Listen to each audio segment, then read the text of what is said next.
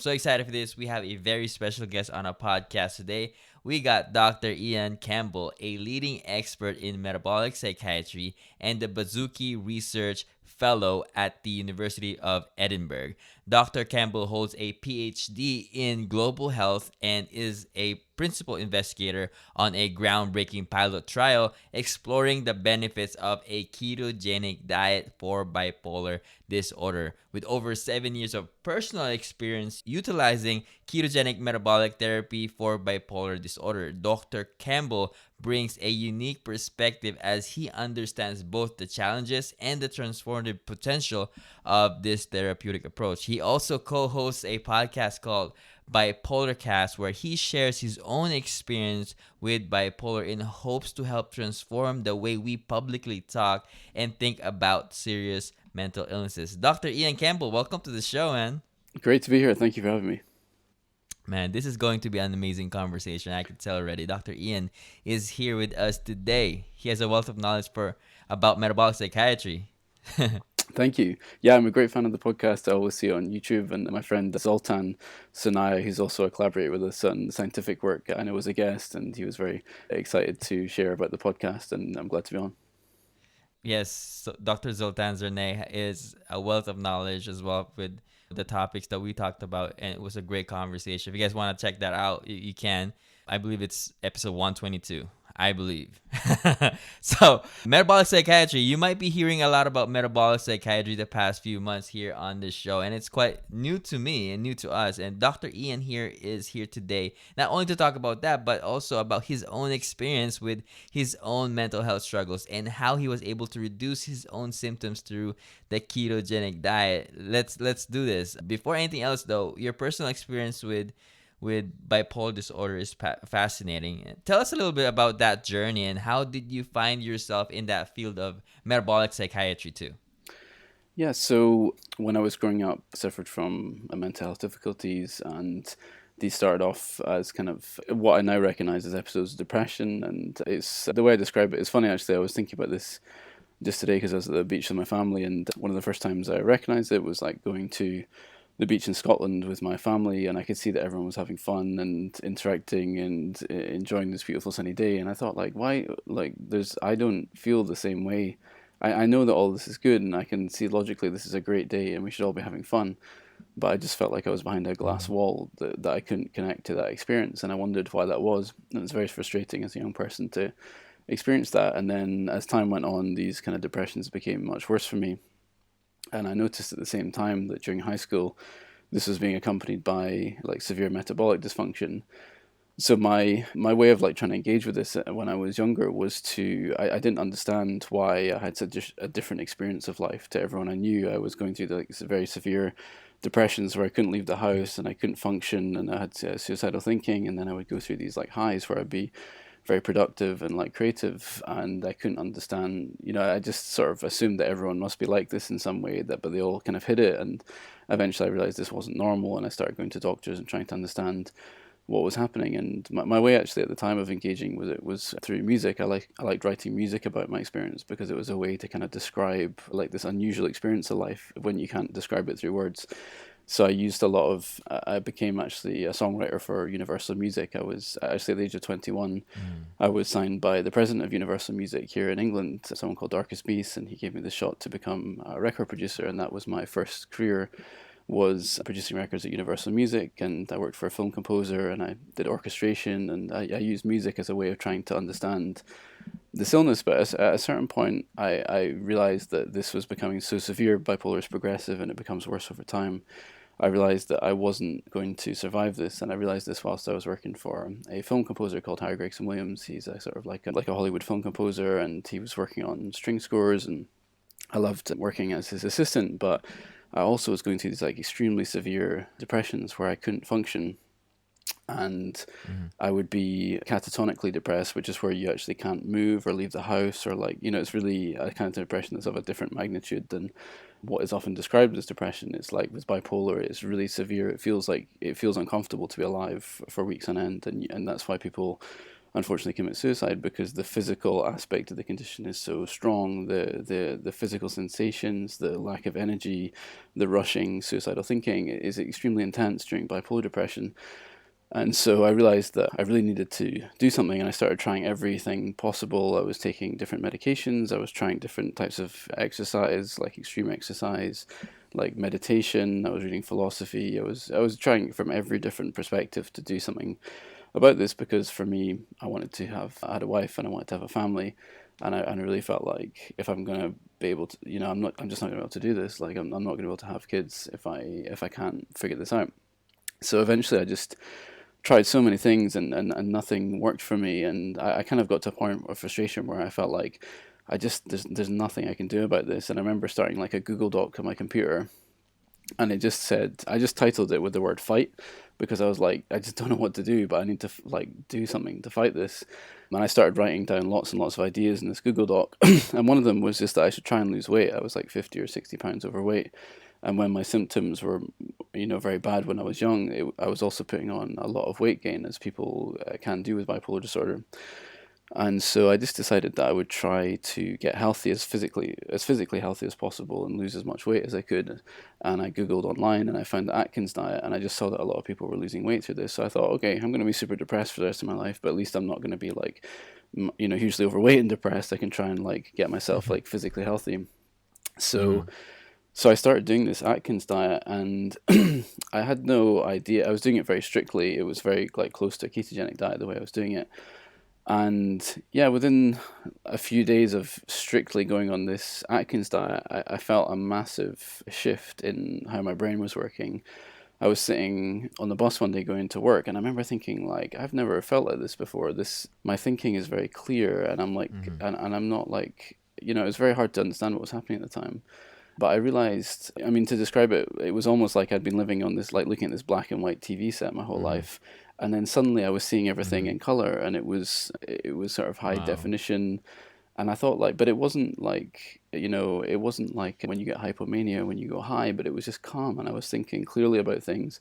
And there were situations in my life that I thought were completely hopeless, with all sorts of aspects of my life that I was looking at and I was saying, it's not so bad. Like, this is actually, we can do things here. This can be fit. And I thought, I never think like this. This is not my natural mode of thinking at all. So I started asking what was happening, and I couldn't quite figure it out at the time.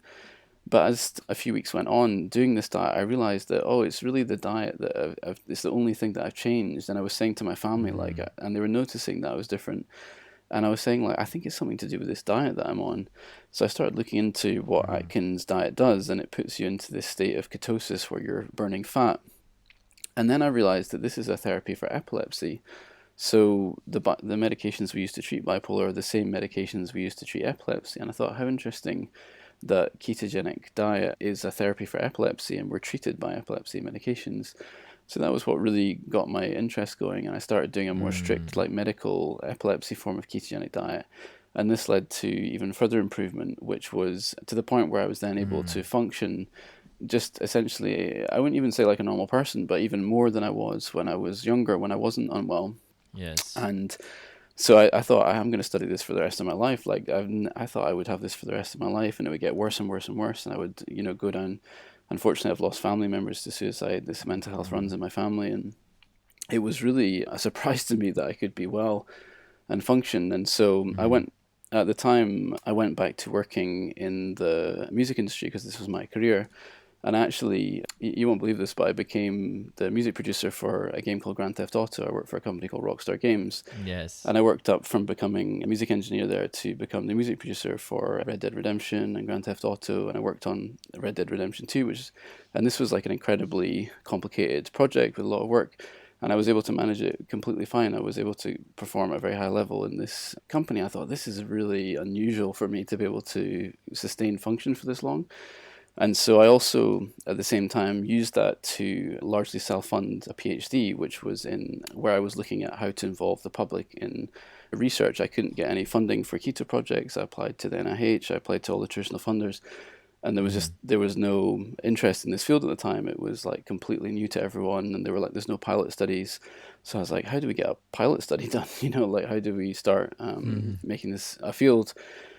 And so eventually I got a team together and we'd gone through several failed grant applications for this. And I just sort of in desperation put out this is after about 5 years of researching this and trying to get interest in it. So I put out this 45-minute video on YouTube where I just summarized everything that I'd learned about this, all the research that I'd done, everything that I could find. And I thought, like, at least if this, like, maybe if I can't do this right now, maybe someone in the future is going to watch this video and they'll pick this up and they'll try and like do something with it, or maybe something will happen. Like, and I just put everything in. I even put ideas in there that are now papers that I've written years later that I just gave away for free because I was like, I just want people to do something with this and like help other people to find what I found. And but it so happened that Chris Palmer found it on Twitter, and someone had tweeted it, and he tweeted it to Jan Baszuki, who is the leader of the Baszuki group, and her husband have this philanthropic foundation where they fund really innovative and like groundbreaking research in different areas of science and technology and so forth.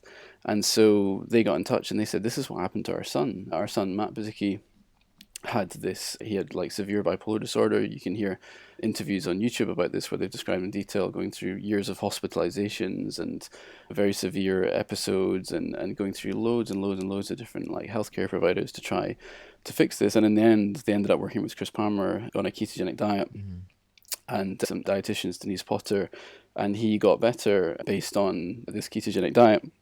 So they said, let's do a pilot study. And that is the very long story of how we arrived at the pilot study. So it's really patients coming forward saying, this has really helped me. I want to understand the science behind this. So apologies, quite a long explanation, but that's how it came about. No, that's a massive shift in your life, and it's incredible, by the way. And that's the power of sharing our story, right? How far it came to now you are helping a lot of people, understand their own condition and really, trying to reverse that condition, right? Like what you did, and it literally saved your life. Yeah. Right? Yeah. I mean, what were you trying to accomplish there? When you start the journey, like when you started the journey, what were you trying to accomplish? With the scientific journey or the journey to getting better myself, or when you have that massive shift, how were you reasoning with yourself? And it must have been such an eye-opening moment for you, and how were you making sense of it? The way I always describe it is like, and this is the only way I can really describe it, is there's an allegory by Plato in like his book, I think it's in the Republic, and he describes that people were living in this cave and they could only see dark shadows and reflections of things, and they weren't able to see what the real world was like. And I'm very sorry, my daughter is just around the room. He described that it's, like they weren't even observing the real world. They were seeing shadows and reflections of things, and they weren't perceiving the world as it was. And being in a bipolar brain, it's really compromised in so many ways, and you can look at that from an inflammatory perspective or a glucose metabolism perspective or all kinds of scientific ways of describing how the brain is not functioning normally. But what it feels like as a person is that you're looking at this black and white TV screen that's very small and fuzzy, and you're not seeing the full resolution of the world and the full color of the world and how you're supposed to experience it. So when I felt that, one of the things I noticed sitting on this bus when I was going into what I now recognize as going to ketosis for the first time, was that I was looking out the window at nature, like at trees, and I felt these kind of like ripples of positive emotion looking at nature. And I thought, this is something that I used to feel when I was a kid. I remember that I used to experience this, and I hadn't experienced that for years in any significant way, this like pleasure looking at nature and enjoying simple things about the day. And so with bipolar, you often try to use like hyper stimulus, like very loud music, and people turn to alcohol and all sorts of things to try and feel something, because life is so dimmed.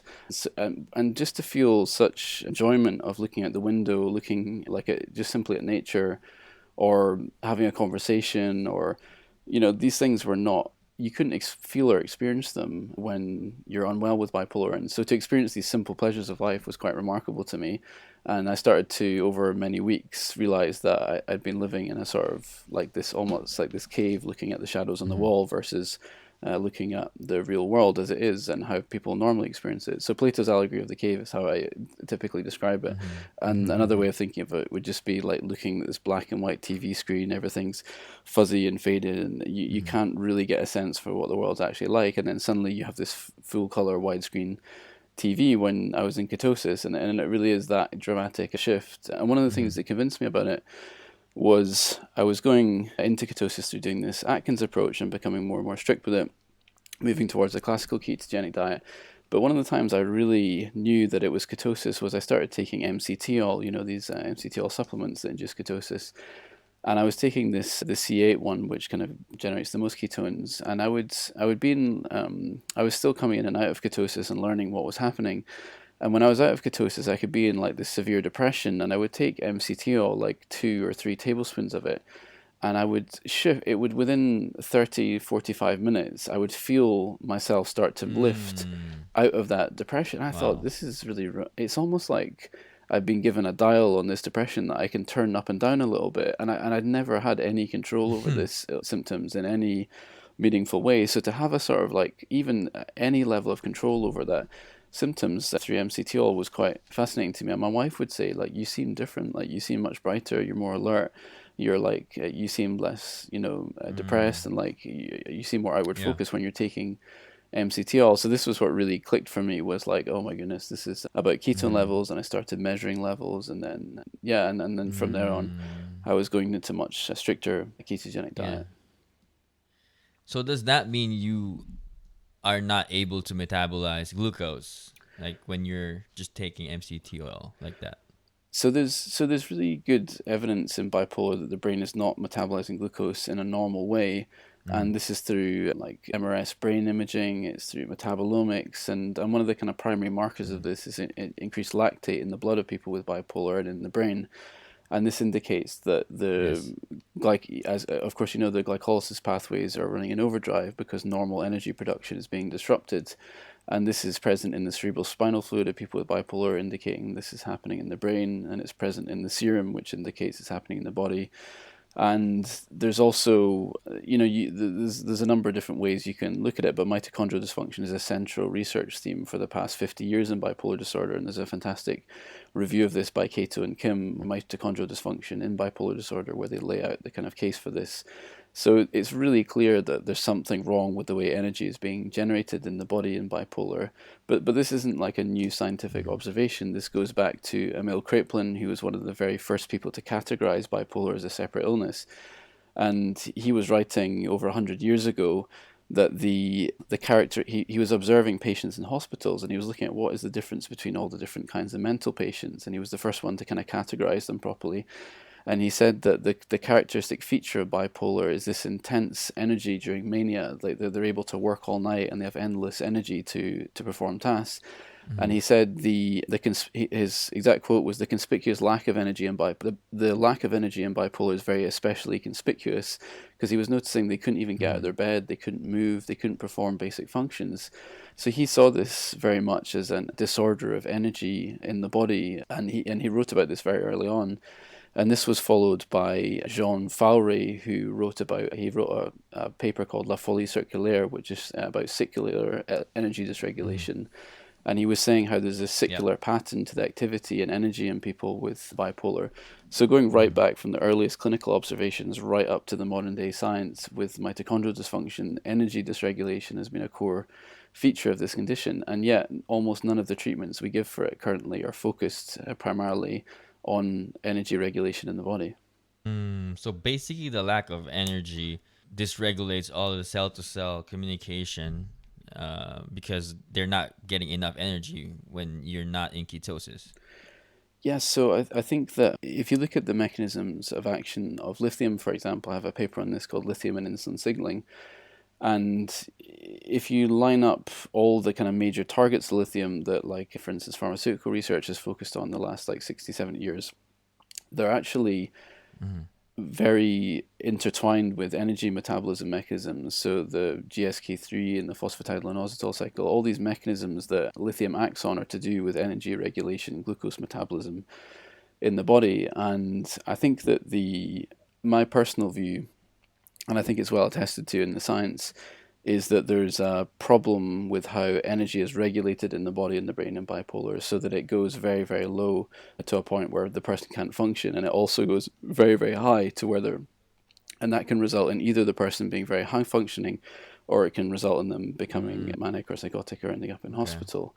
So there's a kind of spectrum of energy that the brain can attend to, and when it's in the very, very low states, it can't function. And when it's in the very high states, it's somewhere, it tends to always be negative, but there's a spectrum where people have, periods of productivity and creativity, but then if they go too high, they become manic and they go into hospital. So I do see it to some degree as a spectrum of energy that bipolar people span in a much wider way than a normal person, and that can be extremely destructive to their life, because the analogy is like, imagine if you're on a normal motorway and everyone else is driving a normal car, and you have this car that's a bit banged up, and it's like never the main engine's never quite working properly, but it does have these rocket boosters on the back, and they just randomly switch on, and you'd be like, it's to drive on a normal highway with that kind of a car would be almost impossible, because you're half the time you're not really running properly and you're holding people up, and then the next minute you're firing on all cylinders, and then you're going at 100 miles an hour. And those kind of cars are great for certain kinds of races, but they're not great for like just normal everyday life. And so you can find people with bipolar that are very like high functioning, and I've met many of them, and they're quite remarkable people, but they've got themselves in a lane that really works for them. But for most people trying to drive on the normal highway, it's disastrous, and they end up in hospital, and it's very devastating for them. I had my own experience with major depression, and let me know if what this sounds like to you. When about 6 to 7 years ago, I experienced a severe panic attack one night, and I was always on a low fat diet, and extremely toxic environment at my workplace. So I'm at this stress state all the time, and one night I experienced this severe panic attack, and then it would be followed by, I couldn't sleep for 3 nights, and then major depression kicks in. I couldn't get out of the house, this irrational fear of just random things. And that went on for 3 years until I, found a ketogenic diet. But it was something that's very unusual for me. Never happened before. I was never depressed before, but something happened to me that turned on that depression, and I couldn't get out of the house. Like we said, it was the darkest place of my life. And then after that, I would have those moments too that I'm depressed. So I know what you're talking about. I feel it when you talk about that. And with the panic attack, did you get the ones where your whole body is kind of shaking, and like did it come out of nowhere? Did anything trigger it? Yeah. Come out of nowhere. Those are horrible. Yeah, I mean, like, I think people, when they hear panic attack, like, they assume it means you're very anxious or something. But like, as like real panic attacks are like your whole body is just completely out of control. Like, you've lost control of your physiology in a way. It's it's very scary. Did you get multiple ones, or did you just have the one? Or? I just had the one, and then it was followed by just extreme fear. Yeah. The next 3 days, I couldn't sleep, and then after that, they were putting me on a sleeping pill, but I didn't take it. So I learned to meditate, and how to calm myself down and turn off the sympathetic nervous system. And so I did that. Was able to sleep, but the depression, I couldn't get out of the house. I could barely get to work, right? I only work, and then I would sleep in my parents' bedroom. That's how scared I was. Like, I don't know what happened to me, but when I, the ketogenic diet, when I started it for weight loss too, actually lost the weight, but we talked about how that, the brain turned on, right? My brain turned on, and I couldn't make sense of it. And so I went online, I went on the internet, and then there's not a lot of positive things about keto. So I reached out to people on social media, and that's what got me started with, interviewing people. Yeah. So it was through the experience of the panic attack and the depression that made you look into this in the first place? Yeah. That was, interesting. Yeah, absolutely. The depression was my depression lifted, and my energy came back, and it became really clear to me that there was something going on, and it was the ketogenic diet. That's so interesting. It's funny because it's interesting that you came through, through mental health as well, because obviously it was developed as a treatment for epilepsy, which is a brain-based disorder, and there's like 13 randomized controlled trials showing that it stops seizures in epilepsy. It's really well attested to as a neurological intervention, but nobody generally sees it as having an effect on the brain. Primarily, it's for, like I found it, Yeah. like you, for weight loss. Were you quite surprised that it had this mental health benefit? I didn't know anything about keto for mental health benefit at the time. I just knew that my cousin did it and lost 100 pounds on it, and the reason why I didn't, I'm so glad that I didn't go online, because I'll probably wouldn't follow through because of all the stuff that's really negative online. But Yeah. I was glad that I started it and lost the weight, but the energy that I gained, depression lifted, and anxiety, I was so amazed by it. And actually, when I was a boy, my mom told me that I had seizures once or twice when I was a kid, but that was it. What are some of the important things that you have learned from your research so far about how the ketogenic diet can help people with bipolar disorder? So the first thing is that this is a condition that was developed. This is a treatment that was developed for epilepsy, and it has 13 randomized controlled trials for epilepsy, showing that it reduces seizures substantially in people with epilepsy, and it's now available in almost every hospital in the UK for kids with epilepsy, and many of the hospitals in America Wow. deliver this as a treatment for epilepsy. So it obviously has this profound effect on the brain. But bipolar and epilepsy share the same anticonvulsant medications. So the same kinds of medications we use to treat epilepsy are the same kinds of medications we use to treat bipolar. So the question is this just a coincidence that we use these same medications for epilepsy and bipolar, and ketosis is now a treatment for epilepsy that's showing efficacy in bipolar? What is there Mm. something going on here? I would say yes. And now what we're seeing is lots and lots of patients coming forward to talk about their experience. And so I did this quite early on. Matt Baszuki has been one of the first people to openly share his experience with this. Chris Palmer's patients. Georgia Eade's been treating people for 20 years with this, and her patients have come forward. And Shibani Sethi at Stanford has been doing a trial with patients at Stanford University, and we've also been doing a trial at Edinburgh with 20 patients with bipolar disorder going through ketogenic diet, going through brain imaging, going through metabolomics, going through questionnaires, daily ketone testing, glucose testing, mood testing. So we're really now like moving into the early stages of pilot trials and research with Mm. this, which is very exciting. And so we'll be publishing the results of our pilot trial of a ketogenic diet for bipolar disorder very shortly, probably within the next couple of months. And we've already published a preprint of our feasibility, which is just showing the kind of basic findings, and then we'll show our like main outcomes, or like more interesting Mm. psychiatric outcomes in the second paper. So what I can share so far, and I wish I could share with you all of it because it's very exciting, and we presented the results for the first time at ISBD, which is the biggest conference for bipolar disorder in Chicago, just a couple of weeks ago. So myself, Shivani from Stanford, and Georgia Eade presented alongside each other the findings from our studies, and it was really remarkably well received. People were really excited by this, and they thought, "Wow, this is something really new. We've never seen this before," and it opens up lots of potential avenues for investigating bipolar disorder. So what I can share is that this therapy does now have real evidence for it, and I wish I could share our actual findings. But I can tell you that what Georgia shared was her retrospective analysis of inpatients from a hospital in France. And she showed with over 30 patients with serious mental illness that their scores for their psychiatric symptoms were coming down very substantially on a ketogenic diet. And not only that, but their Mm. physical health was also substantially Yeah. improving. So both their mental health symptoms and their physical health symptoms were improving drastically. And this was a study she did with Dr. Danan from France, who carried this out in his hospitals. So Georgia was presenting this at ISBD. And so I've been working on this study with Professor Harry Campbell and Professor Danny Smith at Edinburgh, where we've done very, very detailed testing of people with bipolar disorder, looking at them doing this diet, seeing is it safe, is it feasible, is it effective? And the Yeah. results we have published so far, which I can share, are that people will stick to this diet. So people are very worried about, will, even if this works like gangbusters, will people with bipolar disorder want to even do it? It's a very strict diet. And we took Yeah. ketone levels every single day of the study, and we showed that over 91% of the readings were showing patients in ketosis. So basically, they were sticking to the diet over 91% of the time in the best way that we Yeah. can measure it, which is fantastic.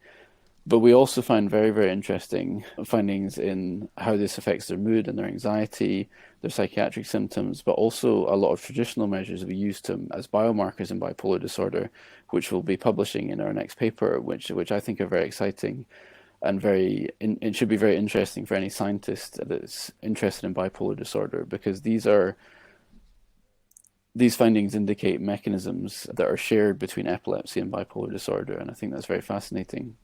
And I've already published some of my thoughts about the theory behind this in a new paper called Metabolic Overdrive, Hyperglycolysis and Glutaminolysis in Bipolar Mania. It's a preprint that I've just put out, and I think it starts to paint some of the picture of why there is this link between these treatments between epilepsy and bipolar.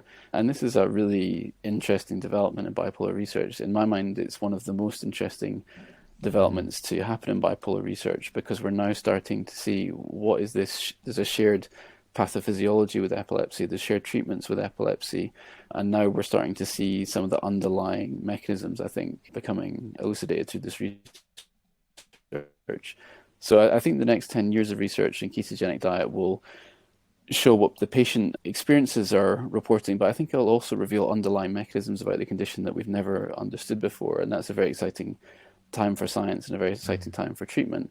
I've also will be publishing very shortly alongside this paper a questionnaire study that I've been doing, where now over 90 people with bipolar disorder have come forward to share their experience on a ketogenic diet. And again, I think the results are quite remarkable in terms of the effects being described, how long they're lasting for, and the nature of these effects. And if you want to get a sense for this, I have a podcast where I interview people with these conditions, and we'd love to have you on the podcast sometime. Actually, if you would, it's called Bipolar Cast, and we just interview patients that are doing ketogenic diet.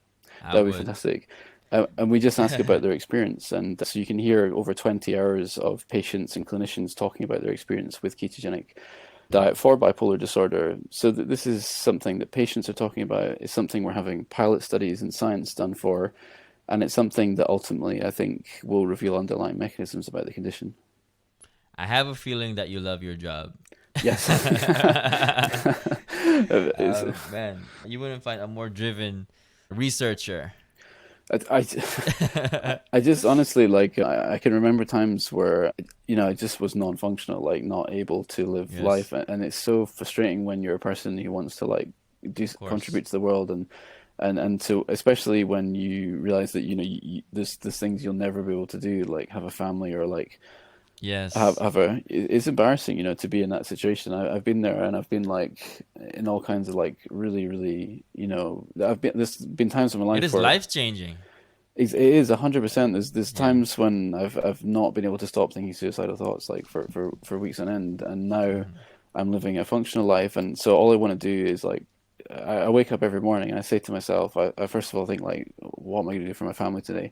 And then I think, how am I going to like help someone that's like me when I was that age, like when I was like 15, and I had no idea what was going on. Like this thing was consuming my life, this illness, and leading me down a road that was very dark, and I didn't have any clue about it. And I think like, like what I would have given if for someone to come along and just show me something about this that I could understand, just to tell me anything about it that made any sense, because I love psychiatry and I love psychiatrists and I appreciate them so much, but I didn't get that advice when I was that age, and I really needed it. And so that's what motivates me to try and tell other people about this. Yeah. There's a lot of people out there that, I don't know if you know Carrie Brown. She's amazing. For years, right? She was put on medications after medications, and it seems like the medication is just making the condition worse and worse. And then one time she was given a anti-seizure medication, and it didn't work for her. And then she got connected with Dr. Ted Naiman, and that's how she started a ketogenic diet, which is truly fascinating. A lot of people are suffering like that, that's given medications that really doesn't work for them. And then it seems like they are just throwing medications at them, which is really, I can feel sympathy for those people. And what you're doing is, I'm just happy for sufferers, because what you're doing is really gonna change a lot of people's lives, man. Thank you. I mean, I think with bipolar, what people need is like, I just want to be useful, because there's been so much things that have unfortunately not been useful to people with bipolar. There's been vast amounts of money put into developing treatments and the suicide rate is still 25 to 60%, where the attempted suicide rate is 25 to 60% with bipolar at the moment. So any condition where you have a quarter to almost 2/3 of people wanting to kill themselves, that to me is not this is not being successfully treated. And the thing that's amazing about ketogenic diet is that as an adjunct, we're using it in our pilot trials, an adjunct to traditional medications, so people can stay on all the medications they are on that are helping them, but they can do this ketogenic diet Yes. alongside, and that's something that's really powerful because it allows people to make their own decisions of like what's working for them. And I think that this is a really great aspect of keto, is it can be used alongside all the things that are currently happening. So I think this gives people the option. It's like, try it, and then you don't have to come off all your medications or do something drastic. And we actually advise you should do this extremely carefully with your psychiatrist, with a dietitian, and never do it on your own. But you can try it with that support and find out for yourself if this works for you. I don't think with epilepsy, it doesn't work for everyone. And I think it'll be the same with bipolar. It'll work, but for the people it does work for, it can work very, very powerfully. And so we need to understand what this is and how we can enhance the benefit of it for people, and to maximize the benefit of it for people. So, but yeah, it's really the treatments essentially manage the mania phase very well. If you go into hospital in an episode, they can bring you down from it quite reliably. But the long kind of, as you've experienced with like the major depression, Yes. there's very little medications that can do anything for the severe long depression, except for lithium in some people can be very helpful. But really, the depression is the thing that's the hardest thing for a lot of people, is managing that. And ketosis specifically helps with the depressive side of it through restoring energy metabolism. What can we do to push this further? You guys are doing it already, but what do you think we can do to help people understand and talk more openly about about mental health, and how should I'm pushing your message here, but for people who are listening, how can they help, right? So I think there's two sides to it, and one is we need to have solid evidence that proves that this works. Because when you go to any psychiatrist, the first thing they'll say to you is, where are the trials? Where is the evidence that this Right. works? How can I? Because they're putting their reputation on the line if they recommend this as a psychiatrist. And so why are they going to take a risk on anything less than something that's very substantial, like that's had randomized controlled trials, that has substantial evidence behind it? They're not going to recommend this. And some are fantastic, and they will, if they really think it will work, will give it a shot and make it work. And we've heard Unless many it stories worked like on them. this. Yes, exactly. Well, and that's how it often happens. Like Chris Palmer tried keto himself. Georgia Ede had experience with doing ketosis. All the great psychiatrists have done this early on. I think Shivani Sethi is, tried doing the diet herself. I found it myself. Like I think that the people who do deliver this are people who've known that it works for themselves, and so we need that But for people who haven't had that experience, we need this very robust evidence, and this will inform all the kind of organizations that recommend care for bipolar disorder and mental health. But that alone is half the battle, and the other half is then getting patients to demand this and to ask for it, because you do need Okay. that substantial evidence to open the door in the first place. But then you also need patients to ask for it, and for insurance companies to support it, and for the healthcare system to deliver it. So those two have to be the 1-2 punch. And epilepsy had a very strong randomized controlled trial. They had 13 randomized controlled trials. And this has led to tens of thousands of people with epilepsy having their lives transformed, to especially very young children who would have lived whole lives with epilepsy, with very severe epilepsy, being in complete remission because of these randomized controlled trials. But then it's also very underprescribed. There's many more people who could benefit from this, and so there needs to be a much stronger patient movement. But with metabolic psychiatry, we have the opportunity at this time to advance both of those at the same time, which will be the strongest possible combination. And so I'm very hopeful for the future of this, because it's moving quickly at the moment, and we have support. But we need them to move in tandem. Is the very strong evidence and the patient demand. I had Dr. Anna Andreaza on my show, and she talked about how we shouldn't call keto a diet, because it's therapy for epilepsy, and it Yeah. should be therapy. And maybe that's what's stopping people from understanding this, is how can a diet, stop bipolar, right? Yeah.